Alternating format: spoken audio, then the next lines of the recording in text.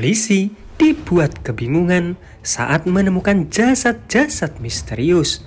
Penyelidikan dilakukan, tapi selalu menemukan jalan buntu. Siapa sebenarnya pelaku di balik pembunuhan misterius ini? Disclaimer dulu, sebelum lanjut ke filmnya, pastikan kalian sudah nonton episode sebelumnya. Bisa klik link di pojok kanan atas atau yang ada di deskripsi, biar kalian paham jalan ceritanya. Dan inilah Killer Paradox episode 7.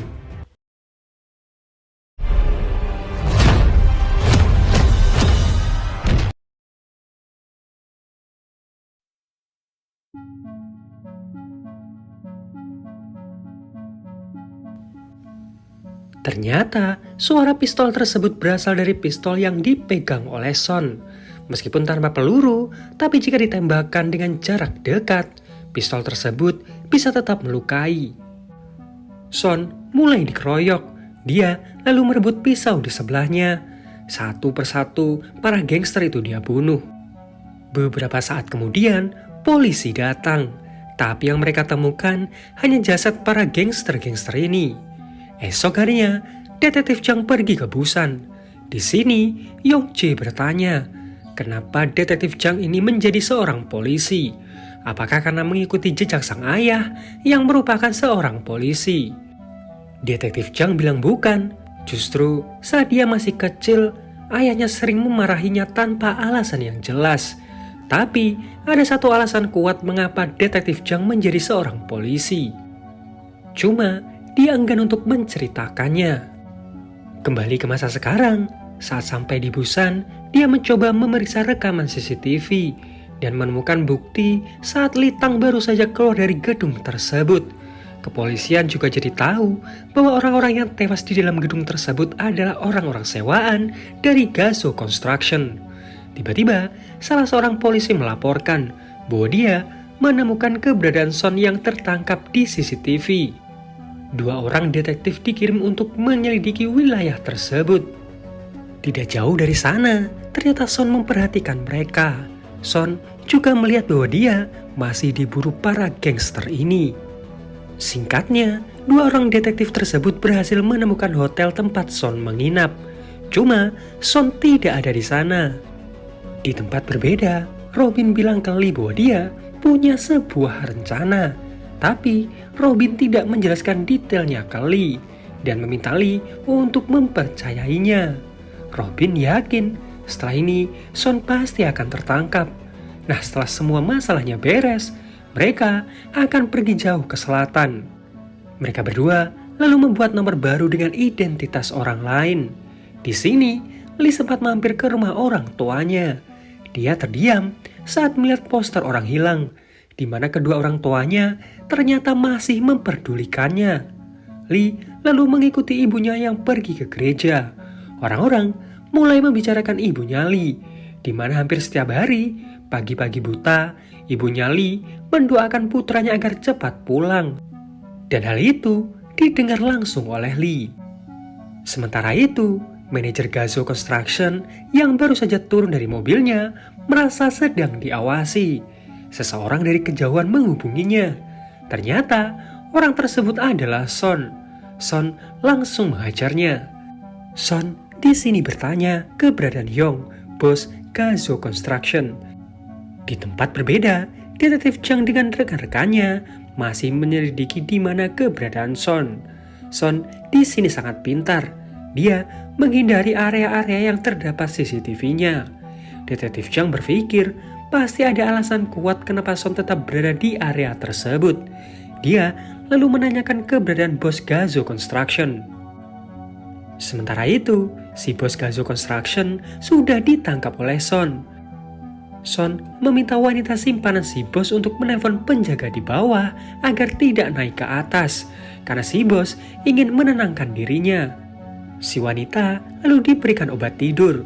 Son lalu berbicara dengan si bos Gazo. Dia tahu kebusukan bos ini. Dulunya dia seorang gangster, lalu maju sebagai pejabat. Saat jadi seorang pejabat ini, dia selalu melakukan hal-hal kotor, hingga pada akhirnya dia dipenjara. Tapi selama di penjara, dia juga diperlakukan dengan sangat baik. Bahkan bisa dengan mudah dibebaskan. Jadi jika Son membunuh bos Gazo tersebut dan beritanya tersebar, mungkin orang-orang akan berterima kasih kepadanya. Tiba-tiba, Detektif Zhang dan juga Yongjae datang menggerebek tempat tersebut. Son langsung menyandra si bos Gazo dan menusuk lehernya. Detektif Zhang meminta Son untuk melepaskannya, tapi Son bilang dia menusuk arteri. Jika dilepaskan, maka si bos akan langsung kehabisan darah. Di sini terkuak bahwa dulunya Son merupakan seorang polisi, sekaligus rekan dari ayahnya Detektif Zhang. Son jugalah yang membuat ayahnya Detektif Zhang koma. Detektif Zhang terlihat sangat marah dan sangat ingin menembak Son, tapi dia seakan tidak mampu. Son lalu melepas tusukannya. Darah di mana-mana, Son lalu ditangkap. Di waktu yang sama, Robin yang saat itu bersama Lee mencoba menceritakan masa lalunya. Dulu, kedua orang tua Robin tewas karena dibunuh oleh perampok.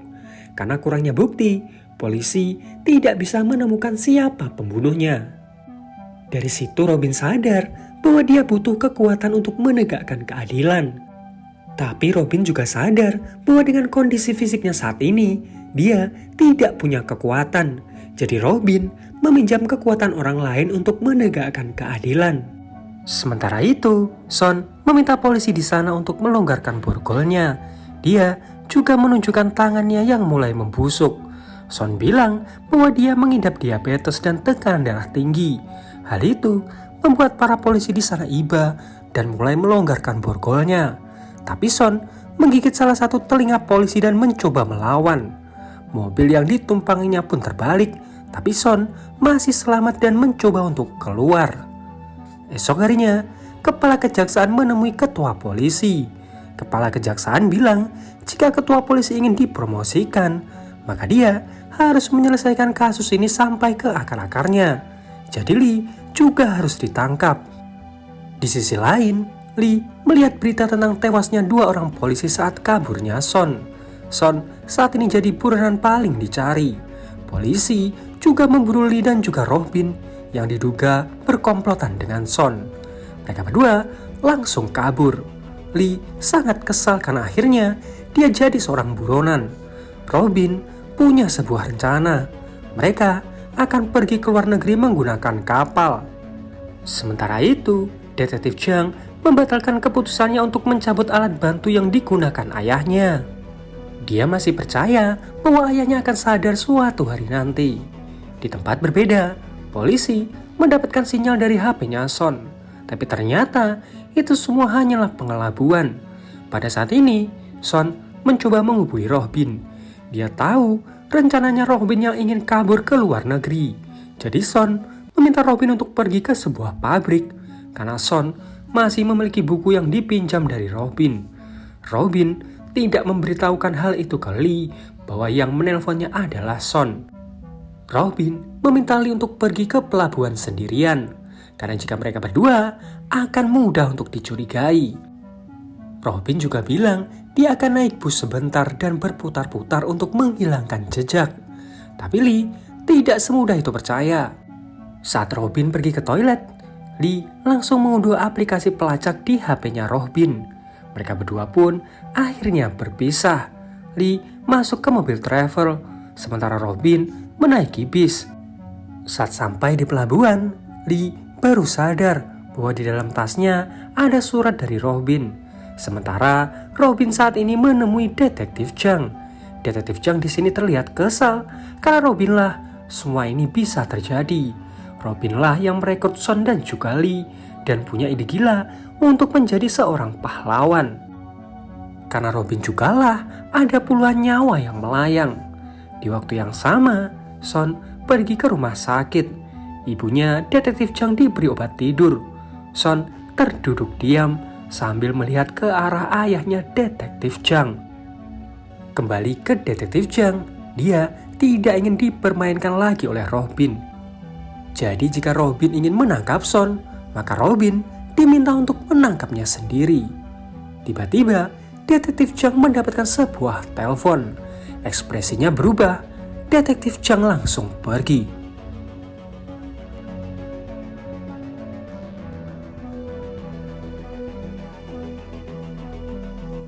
Lee membaca surat dari Robin yang mengatakan bahwa dia tidak bisa pergi bersama Lee. Lee diminta untuk melanjutkan rencananya dan mengikuti alurnya. Lee punya pilihan untuk pergi dari Korea. Tapi dia lebih memilih untuk tetap tinggal dan menyelesaikan semuanya. Di tempat berbeda, Detektif Chang pergi ke rumah sakit dan melihat jasad ayahnya. Rekannya ngasih tahu bahwa ibunya Detektif Chang akan segera sadar. Detektif Chang diminta untuk pulang dan menenangkan dirinya. Rekannya yang akan mengurus pemakaman ayahnya. Tiba-tiba, rekannya yang lain menanyakan keberadaan Detektif Chang. Karena sejak semalam, Detektif Chang belum mengembalikan senjata yang dia gunakan.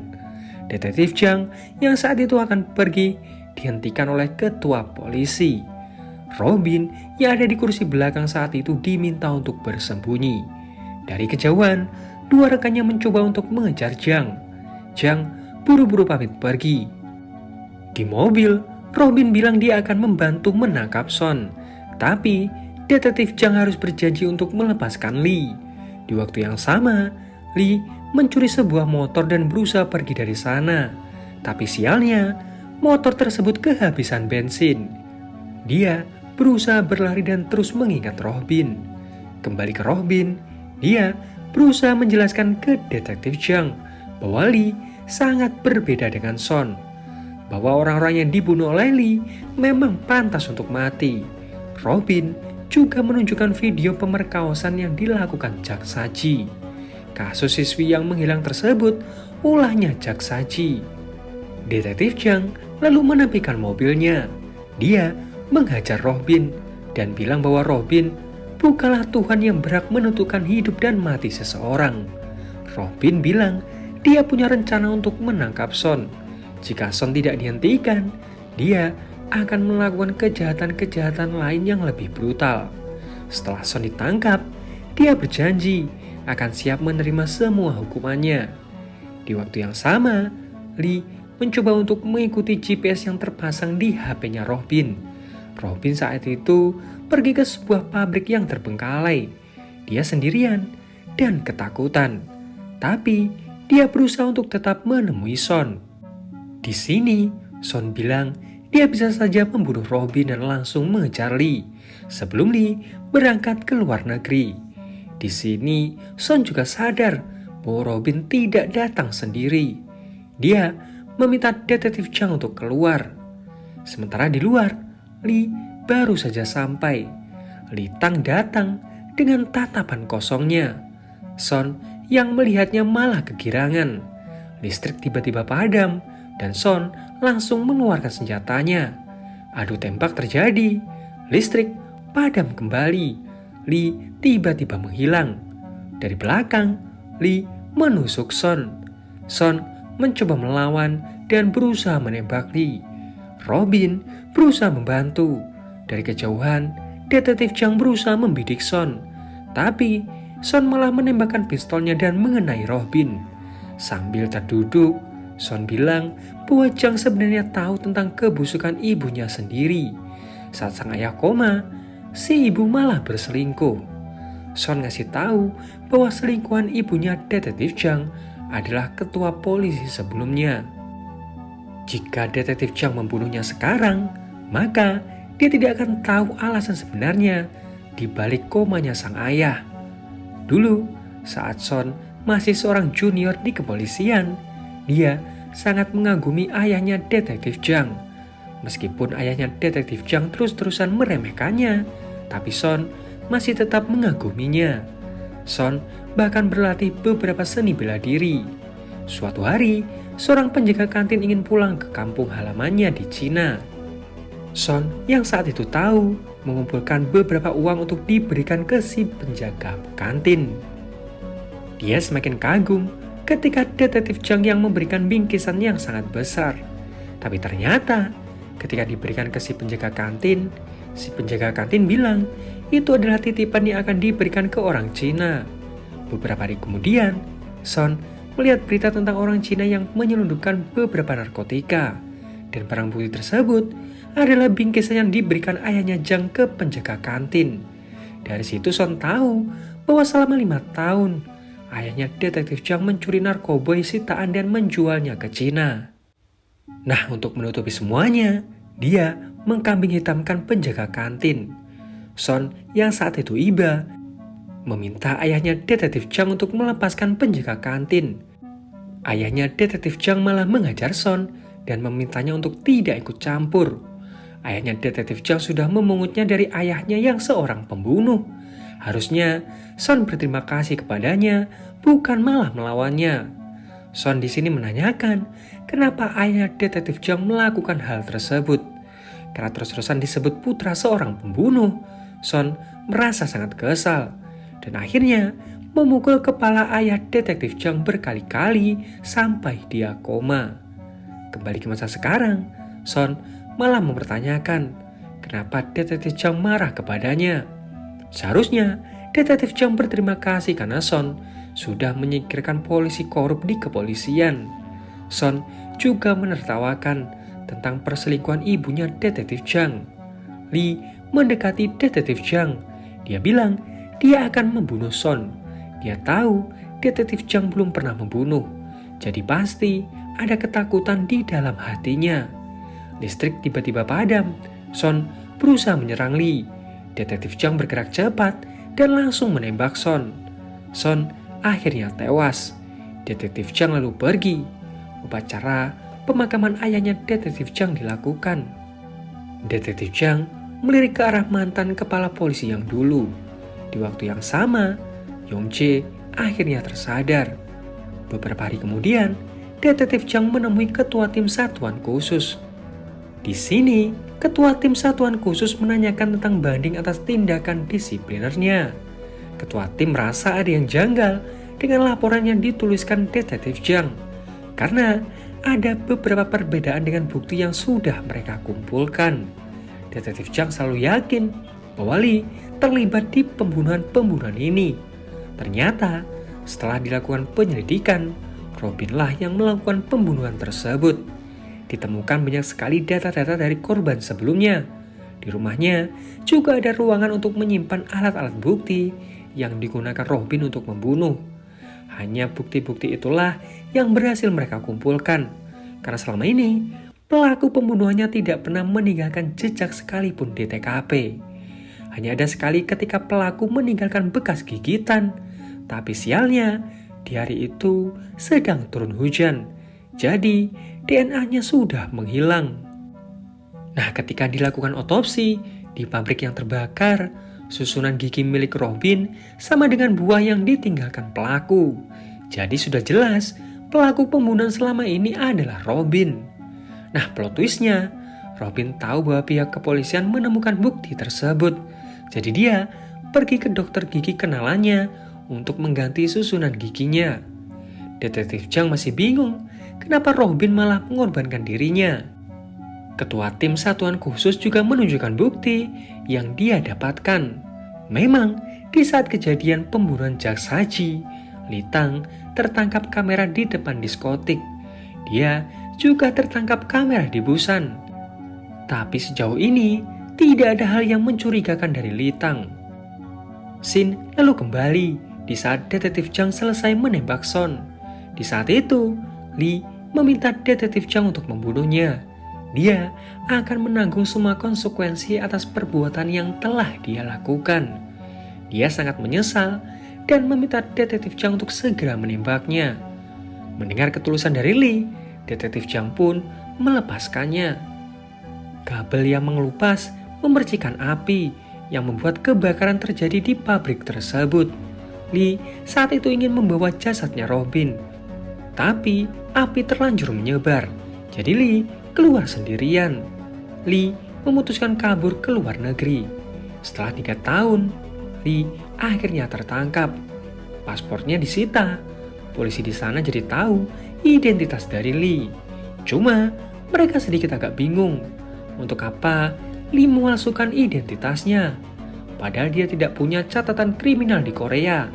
Dari situ, Lee kebingungan apa yang sebenarnya terjadi. Lee lalu dipulangkan ke Korea. Saat dia berpapasan dengan seseorang, instingnya bekerja kembali. Dan film pun berakhir. Nah itu tadi alur cerita film Killer Paradox.